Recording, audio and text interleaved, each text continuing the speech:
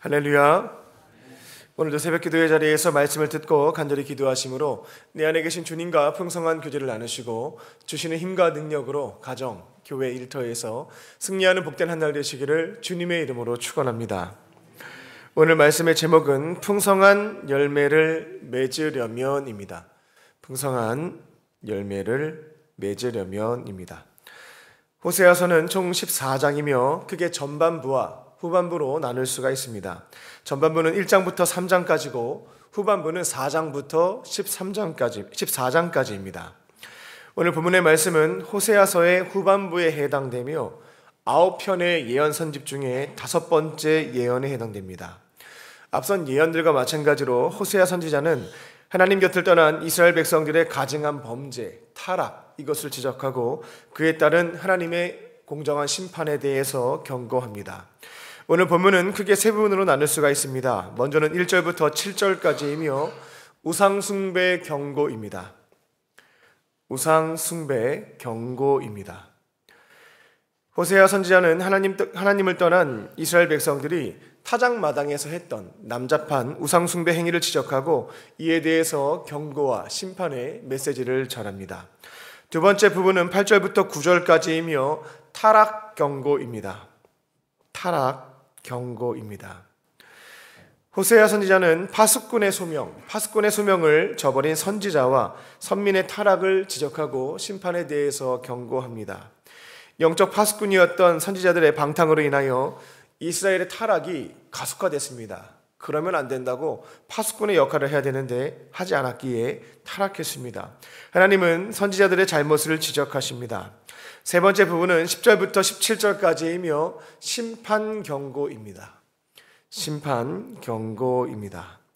이스라엘은 여호와 하나님을 버렸고 풍요의 신이었습니다. 바알을 숭배했고 세상에서 풍요롭게 살고자 농사에 성공하고자 온갖 악행을 저질렀으며 하나님의 공의로운 심판으로 인하여 이제 화가 미치게 될 것이다 라고 하는 내용을 경고합니다. 오늘 말씀의 제목은 풍성한 열매를 맺으려면입니다. 오늘 선포되는 말씀을 믿고 순종하심으로 풍성한 열매를 맺는 복된 삶이 되시기를 주님의 이름으로 축원합니다. 첫 번째로 하나님의 곁에 머물면서 계명을 지킵니다. 하나님 곁에 머물면서 계명을 지키는 것이 풍성한 열매를 맺는 첫 번째 기초에 해당됩니다. 1절입니다. 호세아 선지자는 북이스라엘이 이처럼 타락하게 된 본질적인 이유에 대해서 알려줍니다. 이스라엘아, 너는 이방 사람처럼 기뻐 뛰놀지 말라. 내가 음행하여 내 하나님을 떠나고 하나님을 떠났다라고 얘기합니다. 이스라엘 타락이 시작된 이유는 간단합니다. 하나님 곁을 떠났기 때문에 그렇습니다. 하나님으로부터 등을 돌리고 떠났을 때 인간들은 죄악된 삶을 선택하기 시작합니다. 구약 성경에서도 아브라함의 조카이자 양 아들이었던 롯의 인생이 망가지기 시작했던 시점이 있습니다. 그것은 아브라함의 곁을 떠나서 소돔과 고모라 근처로 이동했을 때입니다. 하나님을 잘 섬겼던 아브라함, 또 믿음의 공동체를 떠나게 되었을 때에 어려움이 시작됐습니다. 신약성경 탕자의 비유에서 부잣집 둘째 아들이 모든 가산을 다 탕진하고 돼지가 먹는 사료, 이 쥐염 열매를 먹는 신세로 전락해버린 출발점 역시 아버지 곁을 떠났다. 그렇게 출발됩니다. 1절에 기록된 대로 북이스라엘은 하나님 곁을 떠났습니다. 그리고 헛된 우상에게 다가갑니다. 먼저는 가나안의 토착신이었던 번개와 비를 주관했던 풍요의 상징 바알이었습니다. 그리고 그들은 고대 근동의 강대국이었던 이집트 근처로 갔습니다. 하나님을 떠나 헛된 우상 그리고 이방 나라를 선택했다라는 겁니다. 그리고 그 결과는 보시다시피 심판과 멸망을 겪게 됩니다. 1절을 보면 그들은 타작마당에서 바알을 위한 제사를 행했고 술에 취한 뒤 신전의 창기들과 음행을 저질렀습니다. 여기에서 타작마당이라고 하는 것은 농사를 지은 뒤에 이제 곡식을 창고에 들이기 전에 타작을 했던 장소입니다. 근데 여기에서 종교적 의식을 많이 행해서 많은 사람들이 많이 모였던 장소가 타작마당이었습니다. 술틀이라고 하는 것은 포도주를 으깨어서 즙을 모으는 장소입니다. 그들은 이곳에서 곡식과 포도주, 이 타작마당과 술틀에서 곡식과 포도주가 넘칠 것을 기대하며 바알에게 이 제의를 펼쳤다라는 겁니다. 이렇게 하면 물질적인 풍요와 번영을 얻을 수 있다. 더 많은 곡식과 더 많은 포도주를 얻을 수 있다라고 믿었던 겁니다. 하지만 하나님은 호세아 선지자를 통해서 그들의 믿음이 헛되다, 잘못됐다라고 말씀하십니다. 하나님은 이들의 범죄의 결과로 기근과 가뭄을 통해 풍성한 수확을 막을 것이고, 풍성한 수확이 있다 할지라도 전쟁과 포로로 끌려가게 될 것이기에 이 모든 것이 부질없다라고 말씀하십니다. 3절을 보게 되면 오히려 그들은 여호와의 땅에서 쫓겨나서 애굽에서 노예 생활을 했던 것처럼 아수르에 끌려가서 고통을 당하고 더러운 것을 먹게 된다라고 합니다. 4절입니다. 이제 이스라엘은 예배와 제사를 드리고 싶어도 드릴 수가 없습니다. 전통적인 절기를 지킬 수도 없습니다. 이제 하나님과의 관계마저 깨어졌구나 라는 것을 보게 됩니다. 6절을 보면 아수르에 의해서 멸망을 당하게 될 때에도 그들은 하나님의 품으로 돌아가지 않게 되고 강한 군사력, 경제력을 소유한 이집트를 선택하게 된다라는 것도 볼 수 있습니다. 하지만 아시다시피 이집트는 도와주지 않습니다. 오히려 이집트가 그들의 매장지가 될 것이다 라고 경고합니다. 이처럼 하나님 곁을 떠나 헛된 우상과 이방 나라를 의지하게 되면 그 결과는 멸망이구나 라는 것을 볼 수 있습니다. 이와는 반대로 하나님의 심판과 멸망 대신 풍성한 열매를 맺는 삶을 살기를 원한다면 그분 곁을 떠나지 않고 머물러 있어야 할 줄로 믿습니다. 그리고 하나님 곁에 머물면서 이 두 가지 계명을 지키는 것이 풍성한 열매를 맺는 삶에 해당됩니다. 첫 번째 계명이라고 하는 것은 예배를 통한 하나님 사랑입니다. 이스라엘 백성들은 바알 곁에 머물면서 그 제사를 드렸습니다만 우리가 풍성한 열매를 맺으려면 하나님 곁에 머물면서 예배를 통해 하나님 사랑을 실천하는 겁니다. 예배는 삼위일체 하나님께서 우리에게 베풀어 주신 구원의 은혜를 기억하는 자리입니다. 그리고 오늘 이 자리에서 주시는 은혜를 또다시 경험하는 자리입니다. 그리고 앞으로 우리에게 주실 영생의 은혜를 사모하며 기대하는 자리이기도 합니다. 이처럼 예배는 우리에게 놀라운 은혜와 사랑을 베풀어 주신 삼위일체 하나님, 그분의 은혜의 사랑을 기억도 하고 경험도 하고 기대도 하는 자리이다라는 겁니다. 그리고 그와 같은 은혜를 기억하며 찬양과 기도와 말씀과 봉헌으로 고맙고 감사한 마음을 표현하고 고백하는 자리가 예배입니다. 예배를 통하여 하나님 사랑을 실천할 때 풍성한 열매를 맺게 될 줄로 믿습니다. 그리고 두 번째 계명은 작은 섬김을 통한 이웃 사랑입니다. 하나님 곁에 머물면서 주시는 마음에 따라 이웃 사랑을 실천하는 겁니다. 그런데 많은 기독교인들이 이 이웃의 범주에 가족을 포함하지 않는 경향이 있습니다. 배우자, 자녀, 부모 역시 우리의 이웃입니다. 내 몸처럼 아끼고 사랑해야 될 대상은 집 밖에만 있는 것이 아니라 집 안에도 있다라는 겁니다. 하나님께서 맡겨주신 가정과 교회와 일터에서 가장 가까이에 있는 사람들, 그들에게 작은 사랑을 실천할 때 그 사랑이 깊어지고 점점 더 확대가 될 때 풍성한 열매를 맺게 될 줄로 믿습니다. 하나님 곁에 머물면서 예배를 통한 하나님 사랑, 작은 섬김을 통한 이웃 사랑의 계명을 지킴으로 풍성한 열매를 거두는 저와 여러분 되시기를 주님의 이름으로 축원합니다. 두 번째로 풍성한 열매를 맺으려면 계명을 넘어 사명을 감당하시기 바랍니다. 계명을 넘어 사명을 감당해야겠습니다. 7절입니다. 이제 곧 하나님의 심판의 날이 다가오고 있습니다. 하나님은 그분 곁을 떠나서 영적인 간음을 행하고 눈에 보이는 강대국 이집트를 선택했던 이스라엘 백성이라 할지라도 어떻게든 한 사람이라도 살리시기 위해서 선지자들을 통해서 회개를 촉구하십니다. 하지만 그들은 선지자가 하는 말들을 듣지 않습니다. 오히려 그들을 어리석은 사람들이다, 정신 나간 사람들이다, 지금 여로보암 2세가 얼마나 정치를 잘해서 북이스라엘이 잘 사는데 왜 선지자들은 멸망을 얘기하냐라고 하면서 정신이 나갔다 손가락질을 했습니다. 하나님은 호세아 선지자의 결혼 생활을 통해서 북이스라엘 백성들에게 여호와께 돌아오면 용서해 준다라는 메시지를 전달하시고자 했지만 사람들은 조롱하고 비아냥거렸습니다.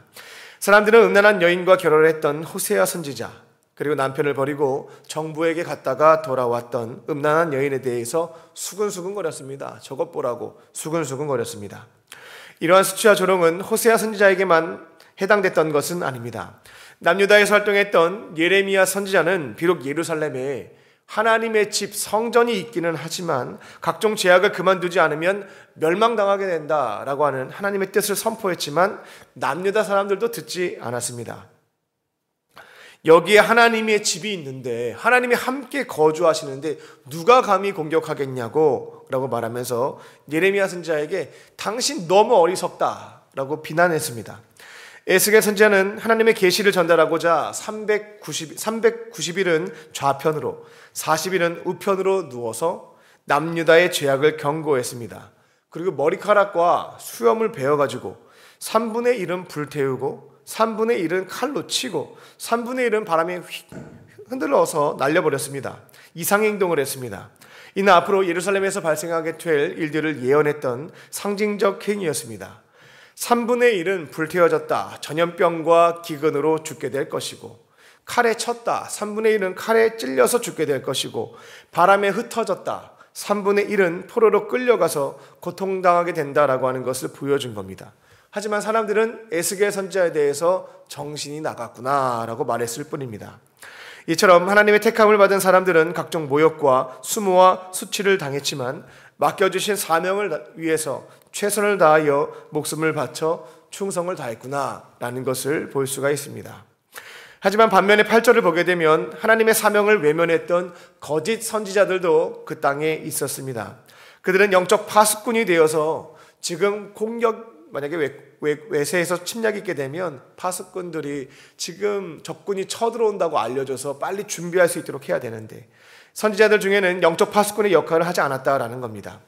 곧 있으면 심판을 받고 멸망당할 이스라엘 백성들에게 죄를 회개하고 하나님의 품으로 돌아와야 살 수 있다라고 목이 터져라 외쳐했지만 그들은 사람들의 눈치를 보며 입을 꾹 다물었습니다.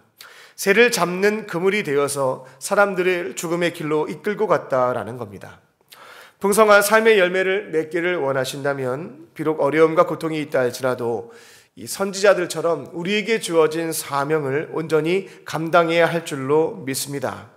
그렇다면 오늘 우리에게 주어진 가장 중요한 사명이라고 하는 것은 무엇이겠습니까?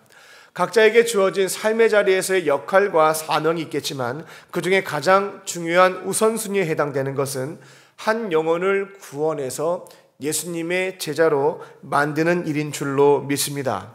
마태복음 28장 18절과 20절에서는 예수님께서 부활승천하실 때에 사랑하는 제자들에게 마지막에 유언처럼 남겨두신 대사명이 기록되어 있습니다.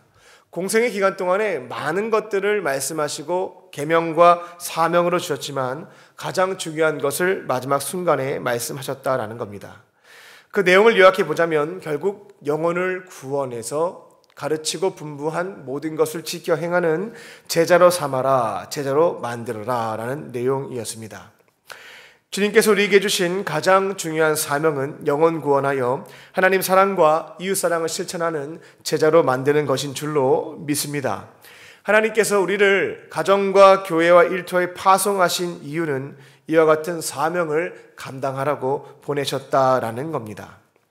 그들에게 주님께서 주신 은혜와 사랑도 전달하고요, 십자가 복음도 전파함으로 예수님을 구원자로 믿고 영접할 수 있도록 하는 것이 첫 번째이고, 그들에게 나의 삶의 본을 보이는 방식을 통해서 예수님의 사랑도 실천하고 작은 섬김을 실천할 수 있는 하나님의 사랑을 전하는 예수님의 제자로 만들어가는 것, 이것이 예수님이 우리에게 부탁하신 가장 중요한 사명인 줄로 믿습니다. 맡겨주신 사역지에서 영혼 구원하여 제자 삼는 사명을 감당하심으로 풍성한 열매를 맺는 저와 여러분 되시기를 주님의 이름으로 축원합니다. 끝으로 하나님의 말씀을 듣는 것입니다. 풍성한 열매를 맺으려면 끝으로 하나님의 말씀을 들어야겠습니다. 10절을 보면 하나님께서 이스라엘 백성들을 얼마나 사랑하셨는지를 볼 수가 있습니다. 하나님에게 있어서 이스라엘 백성들은 광야에서 발견하게 되는 포도와 같고 무화과 나무에 맺힌 첫 열매와 같았다라고 합니다. 아무것도 없는 광야에서 달콤한 포도를 발견하게 됐을 때 기쁨을 어떻게 설명할 수가 있겠습니까? 그리고 무화과 나무의 첫 열매는 매우 달콤하다라고 합니다. 하나님께서 이스라엘 백성들을 선택하셨을 때에 얼마나 기쁘셨는지 그 감격을 광야에서 발견한 포도, 무화과 나무의 첫 열매로 말씀하신 것으로 볼 때에 큰 행복을 얻으셨구나라는 것을 알 수 있는 대목입니다. 하지만 이스라엘 백성들은 하나님을 배신했고 그 품을 떠나서 우상 숭배를 선택했습니다. 세상 나라 의지했습니다. 그 결과 하나님의 영광, 하나님의 축복, 이 모든 것들이 사라지고 결국 위기에 봉착하게 됩니다. 하나님은 어떻게든 사랑하는 이스라엘 백성들을 살려주기 위해서 다양한 방식으로 말씀하셨지만 그들은 듣지 않았습니다. 17절을 보게 되면 그들은 듣지 않았다. 그들은 듣지 아니하므로 하나님의 말씀을 거절했다는 것입니다. 우리가 풍성한 열매를 맺는 삶을 살아가려면 이스라엘 백성들을 반면교사로 삼고 하나님이 다양한 통로로 우리에게 주시는 말씀을 즐겨 듣고 순종해야 할 줄로 믿습니다. 성경이 없던 시절에는 하나님이 직접 그분의 백성들과 택하신 사람들에게 말씀하시는 경우가 많았습니다. 믿음의 사람들에게 찾아오셔서 그분의 음성과 뜻과 명령을 전해주신 겁니다. 하지만 인간이 이제는 살아가는 데 있어서 필요한 하나님의 모든 뜻, 모든 말씀이 성경에 기록되어져 있고 누구나 손쉽게 성경을 소유할 수가 있습니다. 이제 하나님은 성경을 통해서 우리에게 꼭 필요한 말씀을 들려주십니다. 우리는 설교 말씀을 듣는 것과 각자의 삶의 자리에서 성경책을 펴서 읽고 묵상하는 것들을 통해 하나님이 오늘 나에게 주시는 음성, 그분의 소리를 들을 수가 있습니다. 그리고 하나님은 성경뿐만 아니라 기도의 자리에서 환경을 통해 주변 사람들을 통해 우리에게 지속적으로 하나님의 뜻과 계획과 명령, 오늘 지켜야 되는 사명에 대해서 말씀해 주십니다. 제가 지난 짧은 인생을 되돌아보니까 하나님께서는 다양한 통로를 통해서 우리가 오늘 순종해야 되는 말씀을 주시는데 계속해서 듣지 않고 거절하는 경우에 못 알아듣는 경우가 있을 때에 최종적으로 사람을 통해서 가장 가까이에 있는 나의 가족을 통해서 내가 지켜야 되는 것, 내가 고쳐야 되는 것을 말씀해 주시는 것 같습니다. 도무지 다른 통로로 아무리 이야기를 해도 반응하지 않으면 가까이에 있는 가족을 통해서 꼭 들어야 하는 말씀, 고쳐야 되는 내용에 대해서 가르쳐 주신다라는 겁니다. 그래서 저는 특별히 부모님, 배우자, 자식들, 그들을 통해서 듣고 싶은 말이 아니라 듣기 싫은 말, 쓴소리를 듣게 될 때면 솔직하게 순간적으로는 화도 나고 자존심도 상하고 속상한 마음도 듭니다만 그래도 흘려듣지 않고 깊이 묵상하면서 분별해보는 시간을 가져봅니다.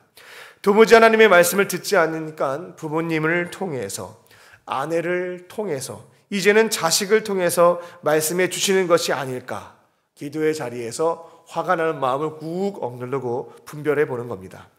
그러면 대부분 하나님이 그들을 통해서 말씀하시는 게 맞다라고 고백하는 경우가 많습니다. 하나님께서 그들을 통해서 내가 고쳐야 하는 것, 내가 바꿔야 되는 것에 대해서 일러주셨다라는 겁니다.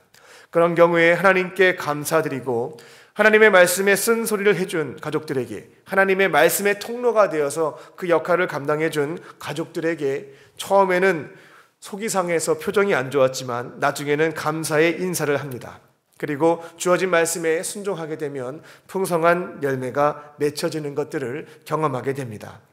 말씀과 기도, 사람과 환경을 통해 오늘 내게 들려주시는 그분의 음성을 듣고 순종하심으로 풍성한 열매를 맺는 삶을 살아가는 저와 여러분 되시기를 주님의 이름으로 축원합니다. 기도하겠습니다. 참 좋으신 하나님, 오늘도 우리에게 하루를 더 살 수 있는 너무나 소중한 이 생명을 선물로 주시고 하루의 시작을 세상의 거짓 메시지에 기울이지 않고 살아계신 하나님의 말씀으로 열어가게 하시니 감사합니다.